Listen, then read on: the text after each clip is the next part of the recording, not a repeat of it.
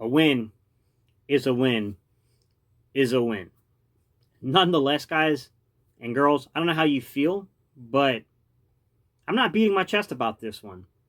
There were a lot of deficiencies that reared their head here between quarterback and coach in this game. And the general consensus I came away from this game was the Eagles have no identity. And over the bye week, we need to figure one out because this was very frustrating to watch as a football game. All right, y'all. Let's get it.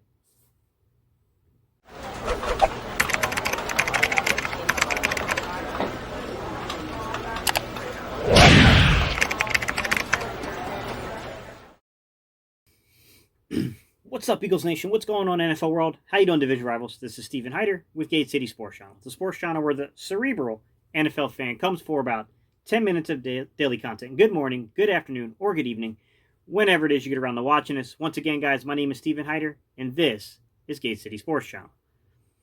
Today's topic. Look, man, this is my initial thoughts, post-game reaction to the Philadelphia Eagles beating the Dallas Cowboys. This is what I'm going to say. Everything that I feel right now is not based upon film, guys. I can't know definitive answers to certain things until I see the All-22 and can break down what was happening. But I can give you my perspective as a guy who's coached, a guy who's played a little bit, and can tell you what I saw live on television, at least what I thought I saw without seeing the All-22, guys. To me, we just look like a team that's confused about what it is, like what our identity is, right? I think this is why a lot of us have this gut-wrenching fear that anytime we add players back, it can tear up the entire momentum we get building because we're not really building around an identity. We're building around one or two guys making spectacular plays and kind of keeping the momentum going. And I think that's a problem. And I'm not here to try to just cut down Doug Pederson and stuff like that because it's just not going to do any good. But I'm also, I'm not a fool, man. Doug has some issues with his scheme. To begin with, Doug has this crazy belief system, this theory that, you pass to run the ball. It's a really weird way and distorted way of looking at it because it's just flawed, man. It's really, really flawed. I think over this break, over this period of time, guys, one of the things that has to be assessed is that belief system, okay? This belief system that, number one, he keeps saying that the game is played on the edges when he refers to the running game.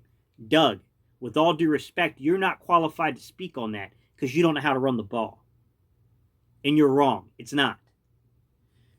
It bothers me because what I'm seeing here is a team that fails to get into a rhythm because it doesn't really give itself long enough to establish the run. And there were times where, the offensive line wasn't great and it wasn't getting pushed, right? And we were playing really stout run defenses.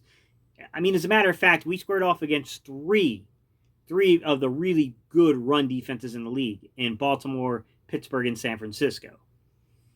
With that said, you still have to keep going to it, man. You got to set it up, man. You use the run to set your pass up, not vice versa. This concept that you have, Doug, is highly flawed. And it's just a way of taking some of the pressure off your quarterback, too.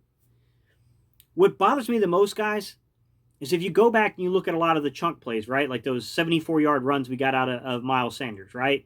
One of them was on what I'll call it a winged formation cutback is what it looks like to me. It looks like they point out the mic, and then they kind of slide to the left, and then you get your right side, your right guard, your right tackle goes on what they call like a duo block on a 3 technique there or a 5 technique. I can't remember exactly where he was lined up. I think he was a 3 technique or in a 4 technique there. So they do a duo block there, and then you get that man assignment for the cutback lane. And then you get Kelsey bouncing up, making a heck of a block at the second level, which springs Miles Sanders. We just don't see them continuously doing things like that, right? When we look at inside zone, the 74-yard touchdown from Pittsburgh, to me, that's inside zone. You can clearly see you can see where the run's going, right? They're attacking the inside shoulder. Well, that's the outside from where you're standing, but the inside shoulder of the defender, okay? It's generally a good indication that you're doing inside zone. You can see the combo blocks there, right? You can see those double teams. There's normally one on one side of the formation, one on the other side of the formation, okay? And then you got some individual kind of anchoring that goes on. So it bothers me because I honestly feel like the Philadelphia Eagles are a very, very good zone blocking team, especially inside zone. I feel like we're actually really good at that. We just don't do it enough. I feel like Doug's getting a little stale and predictable with pre-snap stuff, man. There's not enough motion. There's not enough movement. There's not enough threat to keep defensive ends, to keep containment. We need to do more things like end arounds, hitting Rager, using Rager, doing those things a little more often, okay? Using Jalen Hurts on those type of things. I mean, I know the two quarterback set things, it annoys people, but it does add stress to the defense. It does. But you have to be honest in the way that you're utilizing it, right? They have to know that every time you bring Hurts in and you run that, run him across the formation, it's not just a check for coverage. They need to know that you might hit them on an end around with Hurts. Like, I just don't see them doing these type of things to keep defenses honest, right? I don't see more movement of the pocket.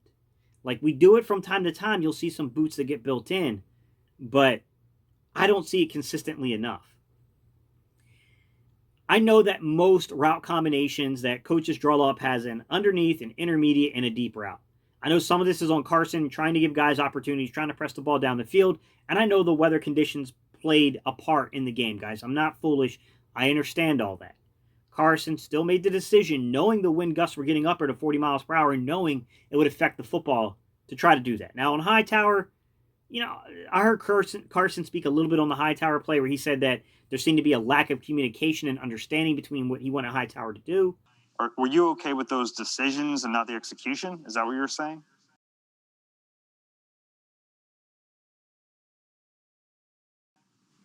Definitely the second one. John and I just weren't on the same page with the angle of the throw there. Maybe so, but clearly I don't think it would have mattered. Maybe he could have got in there and maybe tried to make a play on the ball to break it up, but it just looked like that ball got picked up by the wind and carried right to where Diggs was the only player that would have had a shot at it, personally. He said on Rager he has to go back and watch the film on it. To me, it looked like the same thing. It looked like he tried to give him a play, but unfortunately he threw it in. You're throwing down, 25, 30 yards. You have to elevate the ball a little bit, and that gives the wind a chance to pick the ball, to carry it and move it. It's decisions, man. Like, come on. The first sack he took, that was a strip sack. Even he admitted it. You can't do that. You have to get rid of that football or run it. The first one tonight, I was about to throw it, and it was a mistake. You can't get hold of it like that. I mean, he's back to trying to, like Reese said, he's back to trying to read an R.L. Stine book. Like, man, this ain't time to read Goosebumps. Halloween was a couple days ago. Guys, I'm frustrated. I'm very frustrated with the performance because I do feel like there were a lot of weird things going on. Like, I heard Carson speak to something that I keyed on real quickly about Dallas Goedert. And he said, hey, we were really excited to get Dallas Goedert back, but I don't know that we really prepared enough to put him in the game plan. I think there was some uncertainty if we'd have him for the week, so I don't think we fully designed the plan to really highlight him. Then he needs to come in a reserve role. If you don't have him game plan for the game, then you game plan for Richard Rodgers to be there and Goddard to be a relief in that particular situation. Because I felt like we gave up and we missed a lot of opportunities for the middle development routes. Things that would have moved the chains. Things that would have probably led to way more points than we put up against one of the worst defenses in the league. One of the worst defenses, in Dallas Cowboys history. We squandered a lot of opportunities, guys. It's identity, guys. It's really a lack of identity here. And it's getting frustrating to week after week to witness it. I don't know what we do, man. We're really in a weird place here because we're 3-4-1. We're in the driver's seat of the division. If we gain enough health, if we can get healthy enough, can we make a run? Yeah, from a personnel perspective, sure. I think we have the personnel to make a run if we're healthy. I don't trust the decision-making out of this quarterback right now, and I don't trust this coaching staff offensively right now. That's my issue.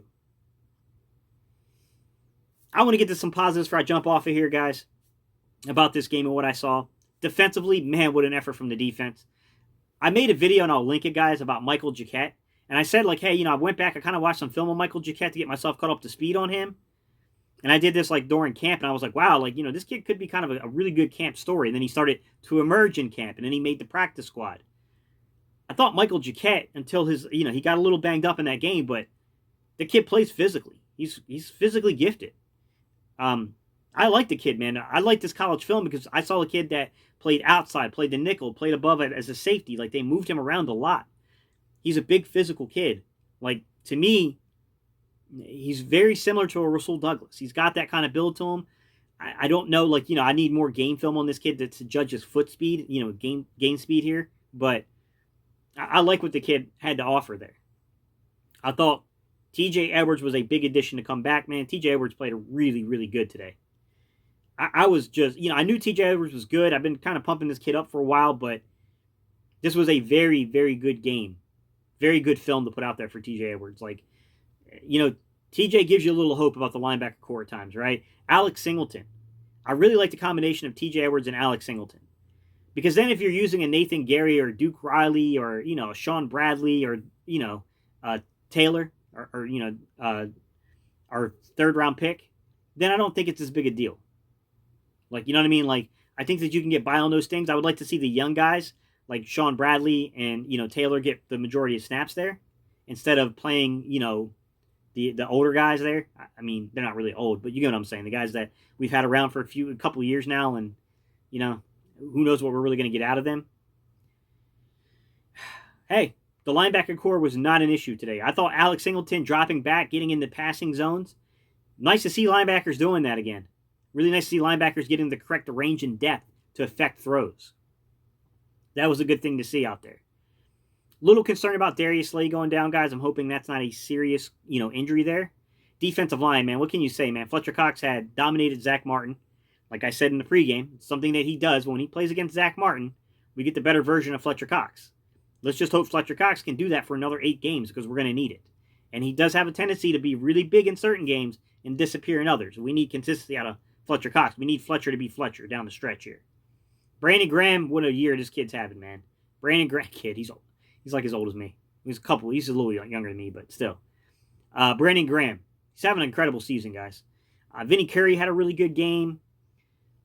Look, the D-line's playing really well, guys. I was hoping to get a little more out of Malik Jackson, but it seems like he ended up still kind of wasn't quite right from the injury yet. But, offensive line, I'm not going to put too much on the offensive line. 2 of those sacks I can't really put on the offensive line. One was all-out blitz that Doug just completely threw out there, a play that took way too long to develop. Didn't move the quarterback to buy a little more time for that play to work. Like, to me, that's not on the line, that 4th and 3 strip sack. The other one was 4th down, trying to get the ball out, make a play. That one happens. We were hot and didn't get it out in time. And then the first strip sack, I can't put that on the line. They gave him like 7 seconds to throw the ball. Wentz was back there reading a Faulkner novel. I mean, what can you do? I mean, that's not on the O-line. Hey, there were some encouraging signs, and there are some signs that make me go, I'm a little concerned about playing the Giants in a couple of weeks. We got to figure some stuff out here. We need an identity. That's what I'm going to leave it at, guys. We need an identity. And I just don't feel like we have an identity offensively. I don't feel like that at all. I don't feel like there's an identity to this offense right now. And that's a sticking point for me. Because the one thing I thought was really clear about this game was you run the ball until they prove they can stop it. And how are they going to stop the run? By loading the box. Then it's going to open up opportunities down the field.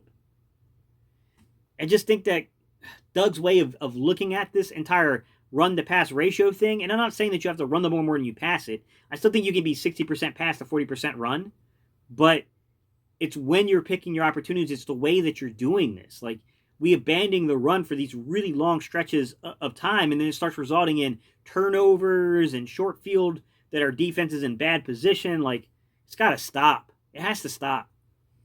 They got to pull back the reins on Carson, and they got to pull back the reins on Doug a little bit. Both of these guys need to be pulled back a tad. I'm not saying you completely strip them, guys, but they do got to be pulled back a tad. Come on. Come on. We all know this. They have to be pulled back, reeled in a little bit. All right, y'all. That's all I got for y'all. You know how we end these videos, we do a little E-A-G-L-E-S. We're 3-4-1, guys. Hey, I still feel confident in saying that we have the possibility of being 9-6-1. But I understand the opposite opinion here that, yeah, we also have the ability to be 6-9-1 too, just judging this team. I get it, guys. I completely get it. I'm still optimistic at the 9-6-1 just because I feel like the team will get it together. But I'm not going to sit here and tell you that I don't have major major concerns. I do. All right, y'all. Peace. I'm out of here.